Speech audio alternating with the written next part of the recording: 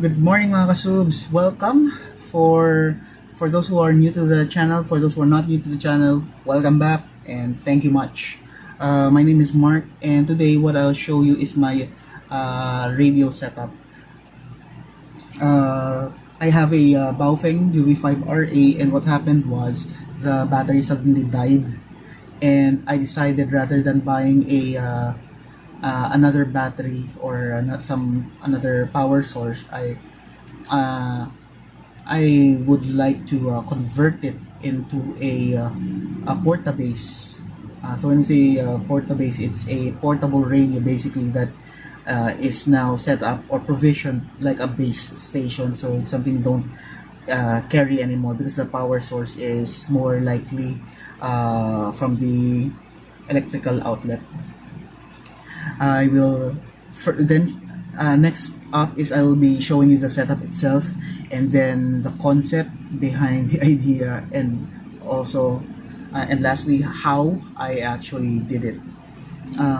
Before I show you the next couple of parts of this video, I just need to set your expectation that for you to be able to do this, if in case you'd like to do the same thing, same setup, you need to have two things. You need to have at least basic soldering skills, and you need to have some knowledge about little knowledge about electronics so that accidents can be prevented. If you are not familiar with any of the two that I've mentioned, I suggest that you look for someone who does, so that they can do it for you, or at least guide you through the process. And before we now jump to that part where I show you my setup, I just need to ask from you guys to please click like, subscribe, and the bell notification, so that if there's any new stuff coming out of my channel, you guys are gonna be the first to know. And let's now check out my setup. So let's take a look at my radio setup. There it is. So let's just zoom out.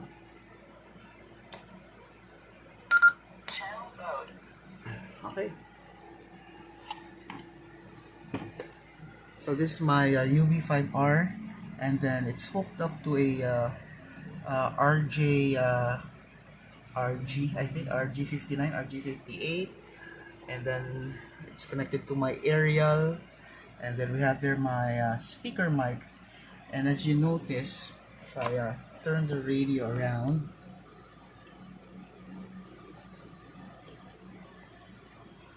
okay, sorry, it's already fixed. There are two blue wires connected to the battery pack, and this charging stand is just actually a physical stand, so that I can put my radio vertically. So it's not really used for charging, it's just used for as a stand. And then you see here is my RPS, or regulated power supply. It's a 2 ampere power supply, where you use the knob to dial from 0 up to 12 volts, and now it's putting out somewhere between 7.48 to 7.51 volts, which is what the radio requires to operate. And that is my radio setup. Next up, I'll show you the idea, or how I did the conversion. And here's the idea. Before the battery breakdown, so the setup was, here's the radio, and here's the antenna. Here's the connection to the antenna, and this is the battery pack. So the battery pack has two terminals, one for positive and one for negative. When the battery died, so I decided to get what you call an RPS, or a regulated power supply.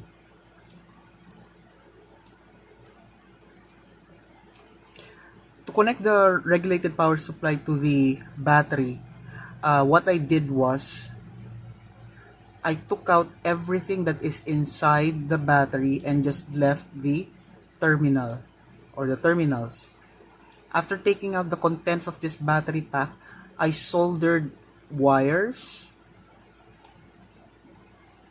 for the two terminals, and then with these two wires I connected it to the RPS. So it's that simple. The content of the battery pack would be the battery itself, and then the second one is a sort of chip. So I'll just put here IC, or integrated circuit. The size of the chip is about this size. It's about the size of a SIM card. And the reason why I took it out, because my understanding is the chip is meant for the battery, for it to be regulated in some way. And since this is already a regulated power supply, then this IC is no longer needed. So that's the idea. So again, you need to have the basic soldering skills to be able to pull this off. Also take note that for the regulated power supply, look for a power supply that puts out 7.5 volts and at least 2 amperes. If the current is lower than this, then the radio may not operate correctly, especially when you are transmitting. Also, an important note is you need to get a power supply that is regulated. When we say regulated, it ensures that the what it's putting out is what it is advertised to do. So if it's saying that it's putting out 7.5, it is very close, or it is at 7.5. And if it says and the current will adjust, if you're using similar, or if you're planning to get one similar to mine, then the current will normally adjust according to the voltage when you turn the knob. So those are the things that you need to keep in mind when you plan to do this Portabase setup. Now I will show you how the insides of the battery looked like when I took it out, and then I'll also give you tips on how to remove or how to disassemble, or how to take down the battery. So here, guys, is the battery pack. So as you notice, there are two wires coming out at the of the back of the battery pack, and here's the inside. So for you to be able to take out or to remove or open the battery, you will need cutter. Go through the sides, because there are some, I'm not sure if it was adhesive or something, that holds this cover.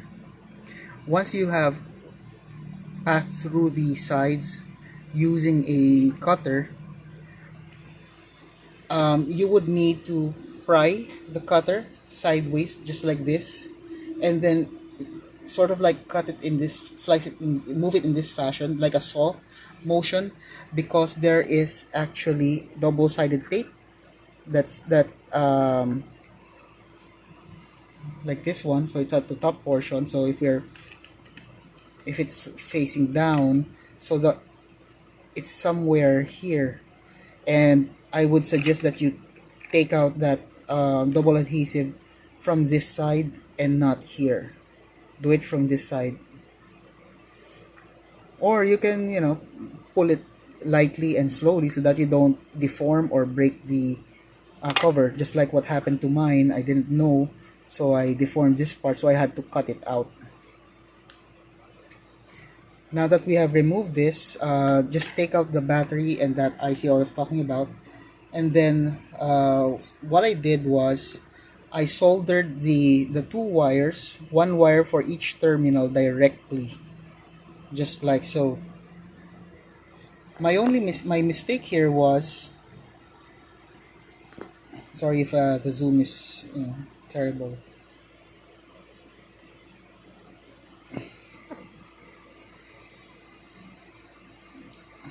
There you go.